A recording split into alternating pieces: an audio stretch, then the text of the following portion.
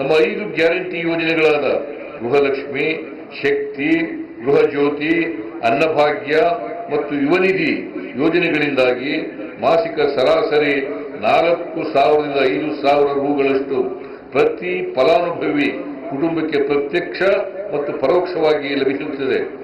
ಇದು ಹಲವು ಕಾರಣಗಳಿಂದ ಸಂಕಷ್ಟದಲ್ಲಿರುವ ಕುಟುಂಬಗಳಿಗೆ ನೇರ ಆರ್ಥಿಕ ನೆರವು ನೀಡುವ ಯೂನಿವರ್ಸಲ್ ಬೇಸಿಕ್ ಇನ್ಕಮ್ ಪರಿಕಲ್ಪನೆ.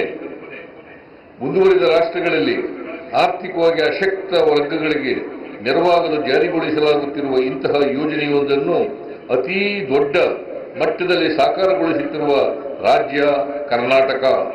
ಈ ಬಗ್ಗೆ ನಮಗೆ ಹೆಮ್ಮೆ ಇದೆ. ಈ ಯೋಜನೆಗಳು ಮುಂದುವರಿಯಲಿವೆ.